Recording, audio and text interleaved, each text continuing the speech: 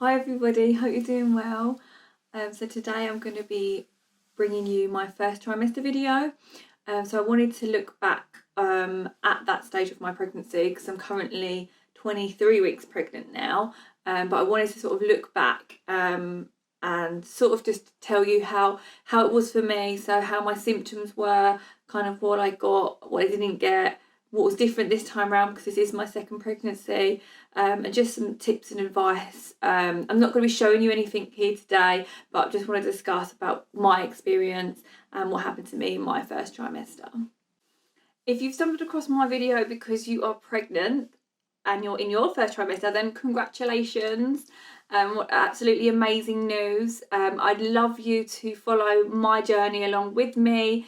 Please like and subscribe to my channel. I'll be making more pregnancy videos, more weekly updates as we go along. I'm 23 weeks now, so this video is just taking a look back at my first trimester, but going forward, I'm going to make a week by week videos about my journey. I've already made a 20-week video, so I'll link that down below so you can check out that one. But let's get into the video about my first trimester. So my symptoms kicked in at about 6-7 weeks pregnant, and I knew at that stage I was watching so many YouTube videos of experiences of what was happening to other people. It's just really reassuring when you watch these videos and things are happening to them that are happening to you. It's just really reassuring and nice to know that they're going through the same things. So I wanted to share my experience and what's happened to me over the past 12 weeks. So for me, I guess sickness started from about 7 or 8 weeks, and it was quite bad this time. I'd say worse than my first pregnancy, and yeah, it was a lot more nauseous, and food smells would really set me off. Cooking onions, that sort of thing. I mean, my husband Sam has to do, luckily he does a lot of the cooking anyway, but he has to do all of the cooking, all the food prep and everything, because I just couldn't go near food at that stage. The smell would really set me off, and I was actually sick about maybe 7 or 8 times, which is a lot more than my first pregnancy, or maybe just once or twice. So yeah, I was a lot more sick this time, and it was just really hard. It got me more in the evenings. Mine wasn't really a morning sickness, but it was evening. I think that coupled with tiredness and the whole day of being at work, just all on top of you, I think just makes it worse. So yeah, the evenings were quite hard for me. I'd be sat on the sofa feeling quite sorry for myself, not hungry, but not even really wanting anything to eat, not fancying any food, but knowing that I had to eat something.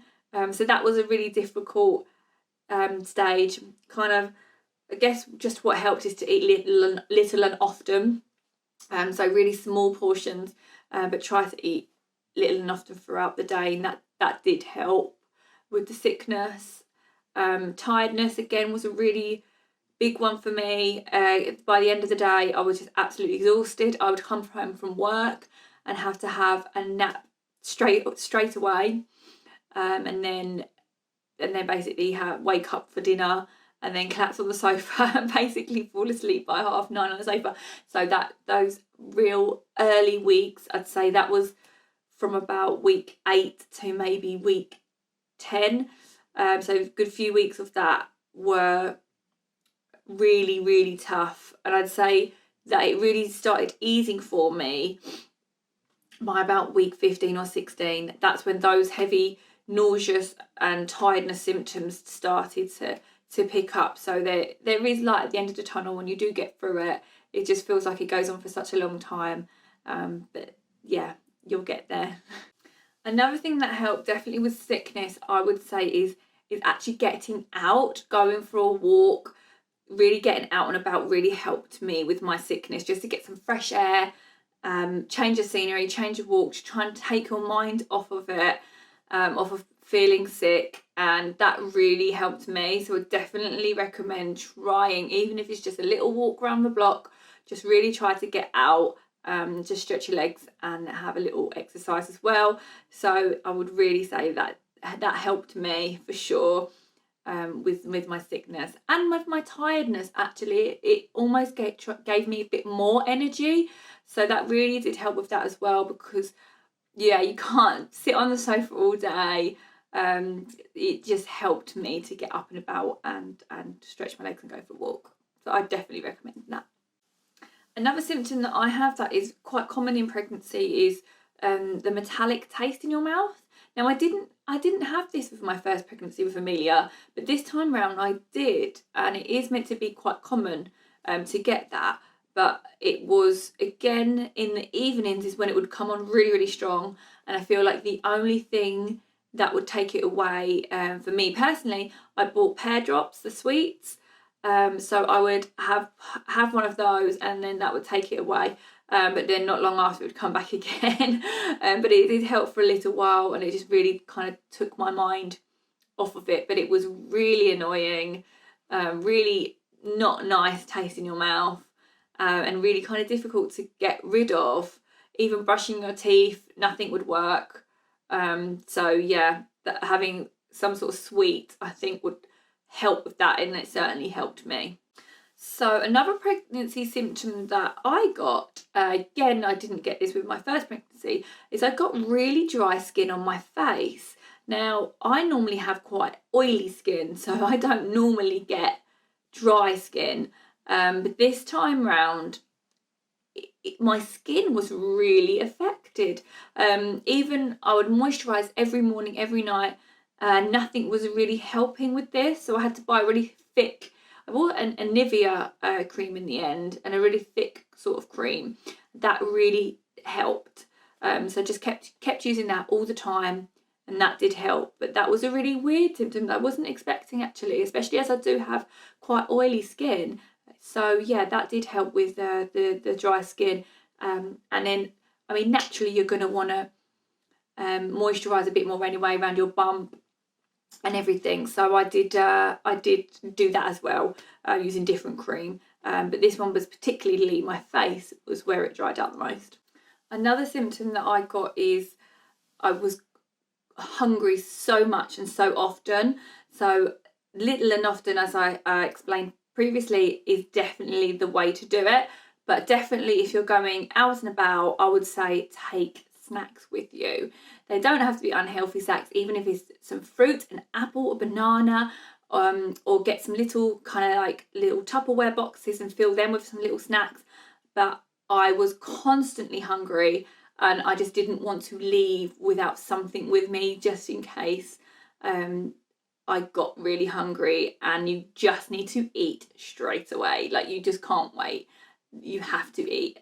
So I would definitely recommend packing some snacks with you. Just having those snacks with you, it just means that you can eat little and often, and you're really going to try and take away that feeling of being sick. So even in the mornings, actually, even before you get out of bed, if you've got a little snack next to you, a little cereal bar or a little something that you can eat before you get up, it's just going to make you feel so much better, especially if you do get that morning sickness in the morning.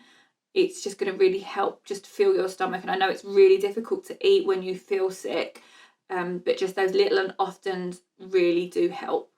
So when it comes to eating, I would say try not to worry about eating too healthily. I think you just need to be really kind to yourself in those first few weeks of pregnancy. So if you are eating unhealthily, do you know what? It's fine. You can always, when you start to feel a bit better, eat a bit healthier. I know that I definitely craved carbs, so chips, pasta, all the bad stuff.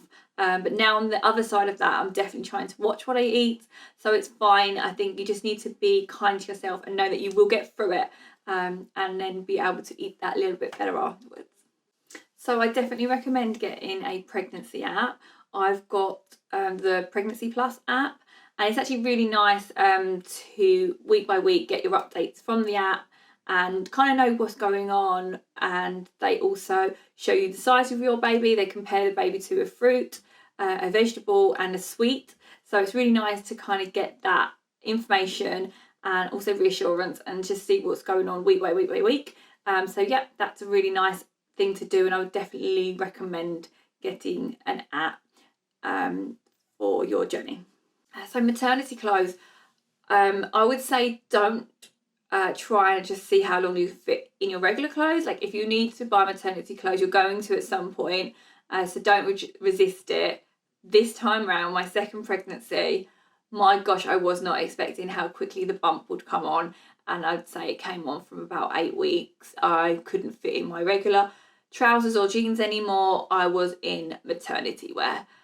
So yeah, the midwife said your muscles have already stretched before like that, so they know what they're doing. So this time they just kind of go for it, and your bump gets a lot bigger, a lot quicker. So from 8 weeks, I needed my maternity jeans, maternity leggings. So yeah, I would say definitely get them ready. You're going to need them anyway.